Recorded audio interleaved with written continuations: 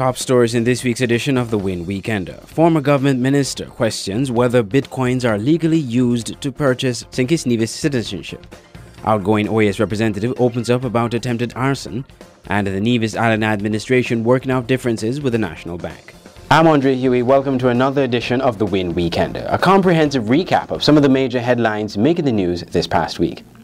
Former Government Minister Dwight Astafan is questioning whether it is legal to accept bitcoins as payment from someone applying for citizenship through the Citizenship by Investment program in St. Kitts and Nevis.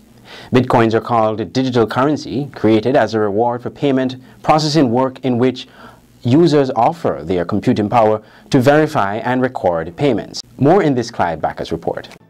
Is it legal to accept bitcoins as payments from someone applying to the Citizen by Investment program in St. Kitts and Nevis? That's the question posed by former National Security Minister Mr. Dwight Astafan. Now, the Bitcoin thing is not an official currency. I don't know that our Constitution or our laws allow Bitcoin to be a currency to be used in any dealing to do with anything of St. Kitts and Nevis. It is being advertised that you could make your payments in relation to St. Kitts and Nevis citizenship. I suppose maybe buying real estate or whatever by Bitcoin. What does the government have to say about this? What involvement has the government had? What education program has the government engaged in so that the public of this country will know what Bitcoin is and to see how Bitcoin being used as an item of exchange in this system is acceptable? What does the central bank of the OAS have to say? These are very, very serious things. U.S. media outlets like Forbes and Bloomberg have published stories that ex-U.S. national and millionaire investor Roger Ver, the founder of passports@bitcoins.com, is offering to accept bitcoins from citizen by investment applicants to St. Kitts and Nevis. Bloomberg reports, quote, "He's known as Bitcoin Jesus in the world of cyber currencies. Though he can promise you heaven, he's offering a haven, a condo in the Caribbean that comes with a new passport and almost zero taxes." Meet Roger Ver, ex-U.S. citizen, ex-convict, millionaire investor, self-described libertarian, and founder of passports@bitcoin.com. Specifically, that's the right to live in the Federation of St. Kitts and Nevis, 2 sun-kissed islands, a 3-hour flight from Miami. St. Kitts has run an Invest and Become a Citizen program since 1984, making it the oldest of its kind, says the country's website. Is Bitcoin real money? Plunk down $400,000 for real estate and you get a passport that allows visa-free travel to 120 countries. There are no taxes on personal income or capital gains, and the island's restrictive disclosure laws offer shelter from outside scrutiny, according to the Tax Justice Network, a think tank that studies secrecy jurisdictions. Ver's website, in English, Russian, and Chinese, offers a way to purchase a piece of that paradise with bitcoins. He says it will help people who are hemmed in by government restrictions on cash transactions. End of quote. The Nevis Island administration and the St. Kitts Nevis Anguilla National Bank are working out their differences to ensure that a repeat of the non-payment of salaries to civil servants does not reoccur. In April, the Nevis government was unable to pay its workers as the National Bank refused to honor salary checks. The incident arose out of the NIA's bank overdraft, which stood at that time at $61.18 million.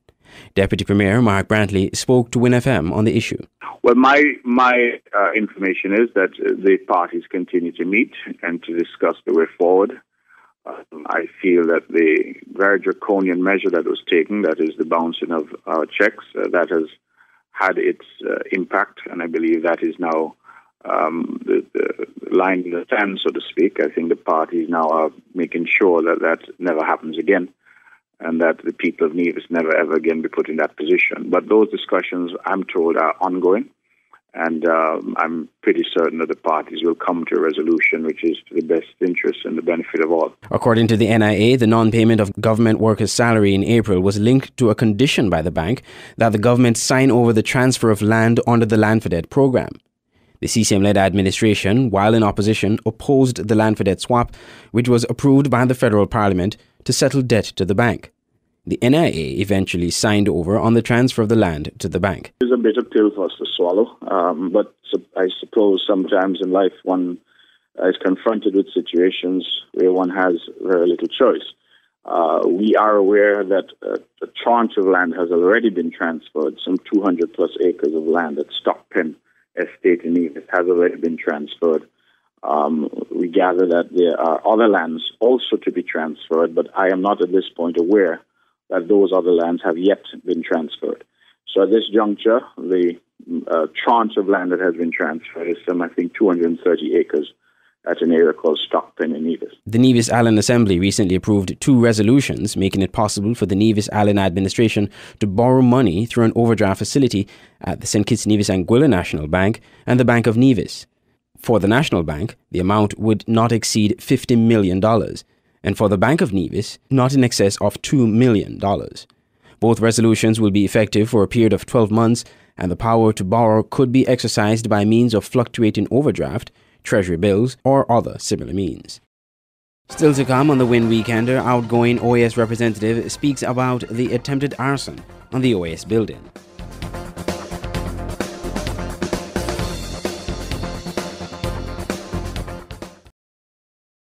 WINN is 98.9. 98.9 is Winn FM. Winn FM's mission is to contribute meaningfully to the information, awareness, and the development of our nation and the region through the building of educated and informed communities. Winn FM faces the issues squarely, without shying away from controversy, while striving continuously to provide balanced, responsible reporting. Better music, better talk, better radio. 98.9 Winn FM. Welcome back. The outgoing Organization of American States St. Kitts Nevis representative, Mr. Starret Greene, for the first time speaks openly on the attempted arson at the OAS building earlier this year. Because when I gave thought to what could have been, that all our work and our hard efforts and the challenges we had to confront and the problems we faced would have gone up in smoke, it became a very low point for me. And it took me some time to get over it. In fact, I might recall, Andre, when I was told that the OAS building was on fire.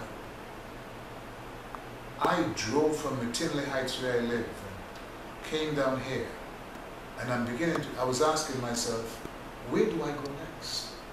Because if you destroy the office in St. Kitts and Nevis, what's going to become of me? What's going to become of members of my staff? And what is going to become of the people of the Federation who look to the OAS for scholarships, who look to the OAS for technical cooperation, who look to the OAS for political support? And I was devastated. But thank God, upon arrival, the building was still standing. That experience was a low point, and but I'm pleased to say we have now gone past it. Mr. Greene demits office at the end of this month. He will be replaced by Mr. Terence Craig, while Mr. Greene takes up a position as OAS representative in Belize.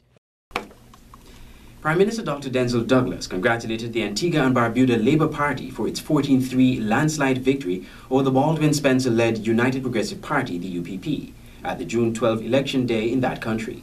Winn TV's Clive Backus has more. Leader of the ALP, Mr. Gaston Browne, is the country's fourth and youngest Prime Minister at age 47. He won an election in which an estimated 90% of the more than 47,000 registered voters turned out to vote. Mr. Browne had successfully mounted a challenge to former ALP leader Mr. Lester Bird, 78, whose family had ruled Antigua and Barbuda for some 27 consecutive years until 2004, when the UPP took office. Dr. Douglas, an invited guest at the public ceremony at the Antigua Recreation Ground, commented on that leadership challenge. And a couple of years ago, Mr. Prime Minister, you decided that you could lead this great party with competence and with vision into a brighter future. You pursued this goal, however, while adhering to the rules and regulations of the Antigua and Barbuda Labour Party. You did this while ensuring that the Antigua and Barbuda Labour Party continued to have the benefit of your strengths, your skills, and your presence.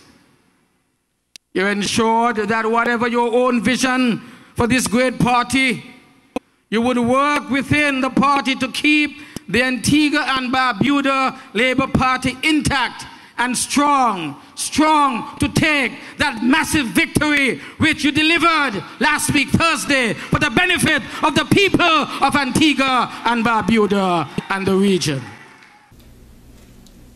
A team of local researchers will be conducting a study on evaluating alcohol policies in South America and the Caribbean.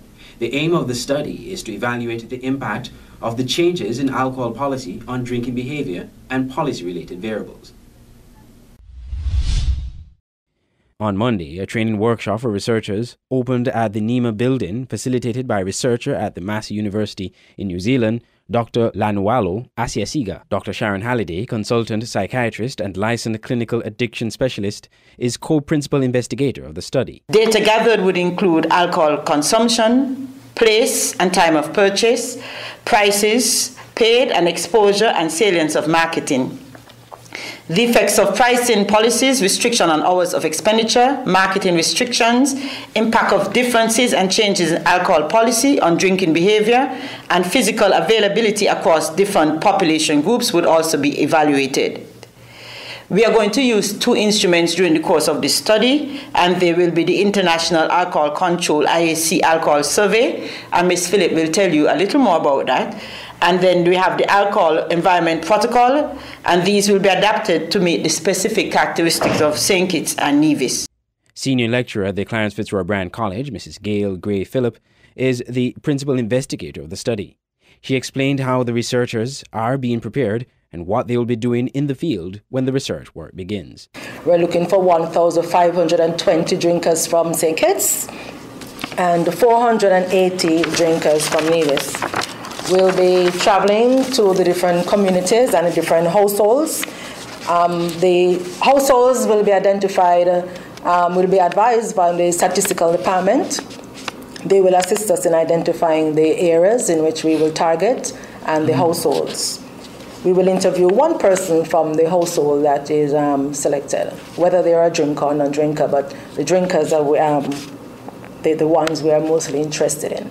We are working with under the head of the Drug Council, so the government is involved, so the information will be disseminated. Our findings, summaries of data, findings and recommendations will be disseminated to stakeholders, government and other entities in order to inform development of policies and procedures.